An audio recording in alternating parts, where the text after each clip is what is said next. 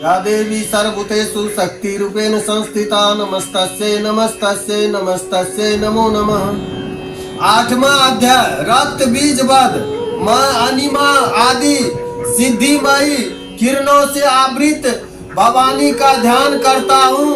उनके शरीर का रंग लाल है, नेत्रों में करुणा लहरा रही है तथा हाथों में पास, अंकुश, बाण और धनुष शोभा पाते हैं।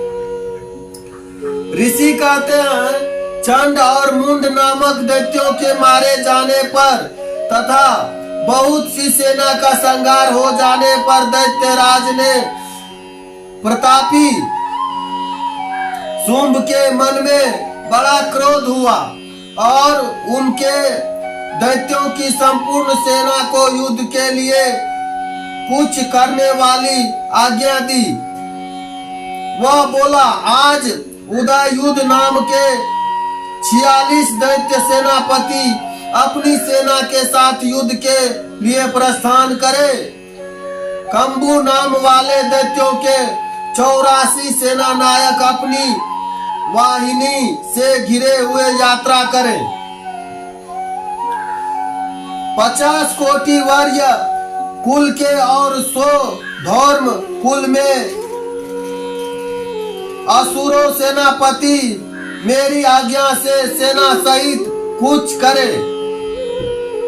कालक, द्रोहदर्द, मौर्य और काल के असुर भी युद्ध के लिए तैयार हो मेरी आज्ञा से तुरंत प्रस्थान करे। भयंकर शासन करने वाला असुरराज शुंभ इस प्रकार आज्ञा दे शास्त्रों बड़ी बड़ी सेनाओं के साथ युद्ध के लिए की अत्यंत भयंकर सेना आती देख चंडिका ने अपने धनुष की टंकार से पृथ्वी और आकाश के बीच का भाग गुंजा दिया।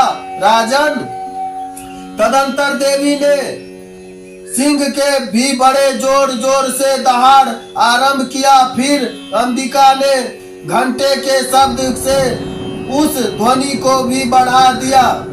धनुष की टंकार, सिंह, दहाड़ और घंटों की ध्वनि से संपूर्ण दिशाओं में गुंजा दी।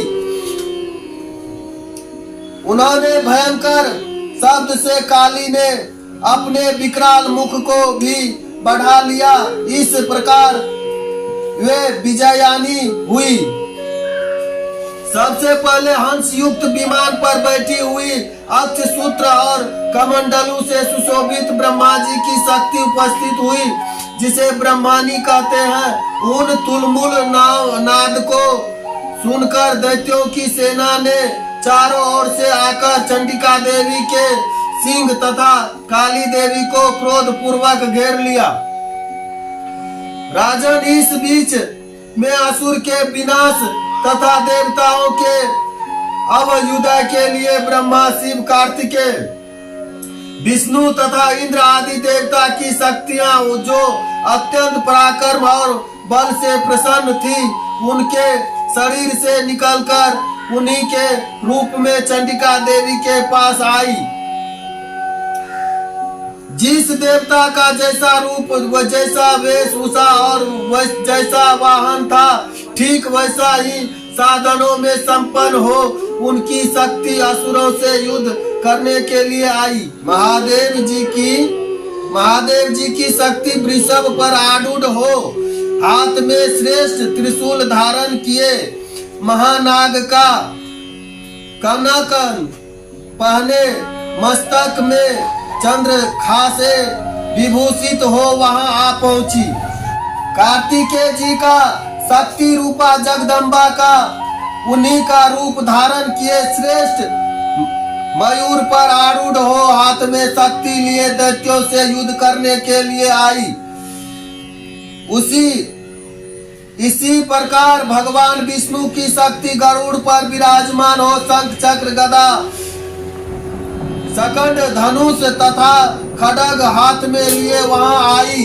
अनुपम यज्ञ वाराहक रूप धारण करने वाली श्री हरि की जो शक्ति है, वह भी बारह शक्ति रूप धारण करके वहां आई। नारसिंही शक्ति भी निरसिंही के समान शरीर धारण करके वहां आई। उनकी गर्दन के बालों के झटके से आकाश के तारे बिखर पड़ते थे। इसी प्रकार इंद्र की शक्ति वज्र हाथ में लिए गजराज ऐरावत बैठकर आई। उसके भी सहस्त्रों नेत्र थे। इंद्र का जैसा रूप था वैसा ही उनका भी था। तदंतर उन देवी शक्तियों से घिरे हुए महादेव जी ने चंडिका से कहा, मेरी प्रसन्नता के लिए तुम शीघ्र ही इन असुरों का संहार करो। तब देवी के शरीर से अत्यंत भयानक और परम उग्र चंडिका का शक्ति प्रकट हुई। आवाज करने वाली थी। उन अपराजिता देवी ने धूमिल जटा वाले महादेव जी से कहा, भगवान आप शुंभ निशुंभ के पास दूत बन करके जाइए और उन अत्यंत गर्विले दानव शुंभ एवं निशुंभ दोनों से कहिए, साथ ही उनके अतिरिक्त भी जो दानव युद्ध के लिए वहां उपस्थित हो उनको भी यह संदेश दीजिए, दैत्यों यदि तुम जीवित रहना चाहते हो तो पाताल को लौट जाओ। इंद्रों को त्रिलोक की राज मिल जाए और देवता यज्ञ भाग उपयोग करे।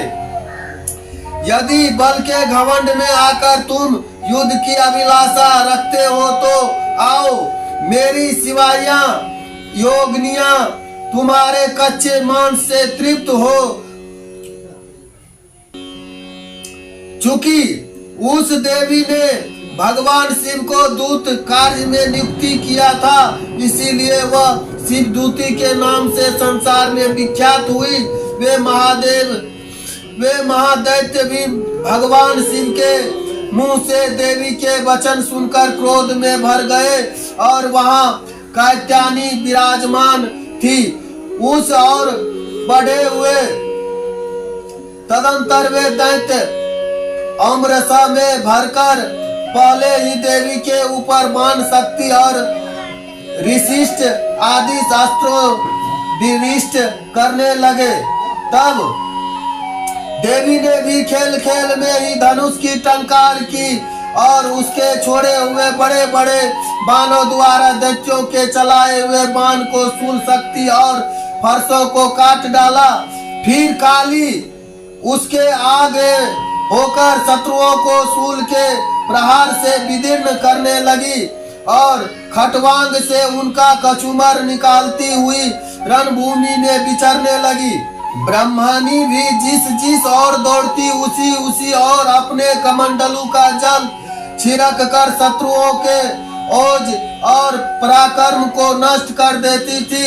महेश्वरी त्रिशूल से तथा वैष्णवी चक्र से और अत्यंत क्रोध में भरी हुई कुमारी शक्ति से दैत्यों का संहार आरंभ किया। इंद्राणी शक्ति वज्र से विदीर्ण हो सैकड़ों दैत्य दानव रक्त की धाराएं बहते हुए पृथ्वी पर सो गए।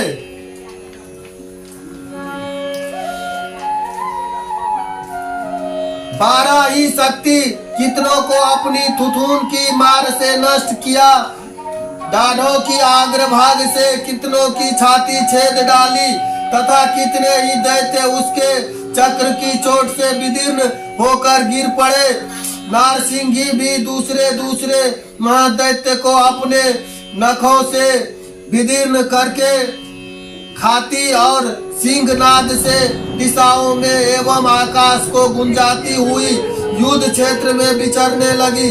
कितने ही असुर शिवदूती के प्रचंड अट्टहास से अत्यंत भयभीत होकर पृथ्वी पर गिर पड़े और गिरने पर उन्हें शिवदूती ने उस समय अपना ग्रास बना लिया। इस प्रकार क्रोध में भरे हुए मातंगी को नाना प्रकार के उपयोग से बड़े बड़े असुर का मर्दन करते देख दैत्यों की सेना भाग खड़े हुए। मातंगी से प्रेरित दैत्यों की युद्ध से भागते देख रक्त बीज नामक महादैत्य क्रोध में भरकर युद्ध करने के लिए आया। उसके शरीर से जब रक्त की बूंद पृथ्वी पर गिरती तब उसकी सामना शक्तिशाली एक दूसरा महादैत्य पृथ्वी पर पैदा हो जाता।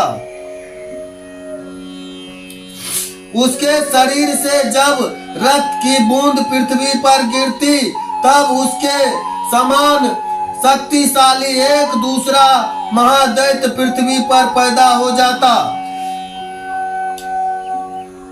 महासुरी रक्त बीज हाथ में गदा लेकर इंद्र शक्ति के साथ युद्ध करने लगा।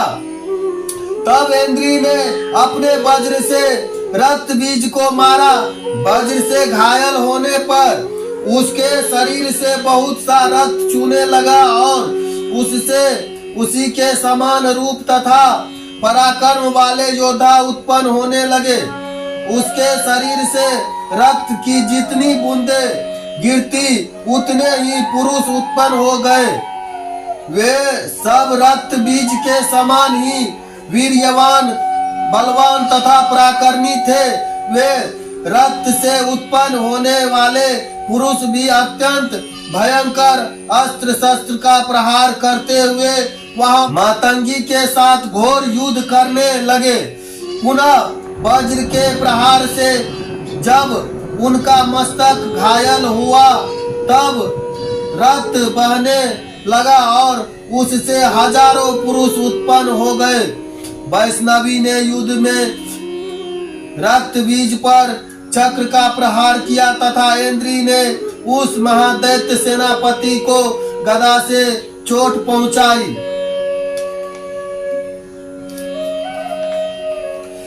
वैष्णवी के चक्रों से घायल होने पर उसके शरीर से जो रक्त बहा और उससे जो उसके बराबर आकार वाले सहस्त्रों महादैत्य प्रकट हुए, उनके द्वारा संपूर्ण जगत व्याप्त हो गया। कौमारी ने शक्ति से, बाराही ने खड्ग से और महेश्वरी ने त्रिशूल से महादैत्य रक्त बीज को घायल किया। क्रोध में भरे हुए उस महादैत्य रक्त बीज ने भी गदा से सभी मातृ शक्ति पर पृथक पृथक प्रहार किया। शक्ति और शूल आदि से अनेक बार घायल होने पर जो उसके शरीर से रक्त धारा पृथ्वी पर गिरी, उससे भी निश्चय ही सैकड़ों असुर उत्पन्न हुए। इस प्रकार उस महादैत्य के रक्त से प्रकट हुए असुर द्वारा संपूर्ण जगत व्याप्त हो गया। इससे उन देवताओं को बड़ा भय हुआ। देवताओं को उदास देख चंडिका ने काली से शीघ्रता पूर्वक कहा, चामुंडे तुम अपना मुख और भी फैलाओ तथा मेरी शस्त्र पात से गिरने वाले रक्त बिंदु को और उससे उत्पन्न होने वाले महादैत्य को तुम अपना इस उतावले मुख में खा जाओ।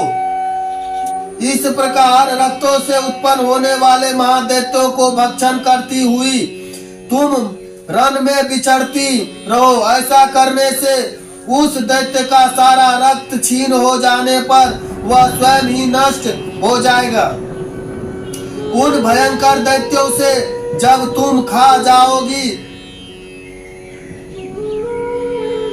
तब दूसरा नए दैत्य उत्पन्न नहीं हो सकेंगे।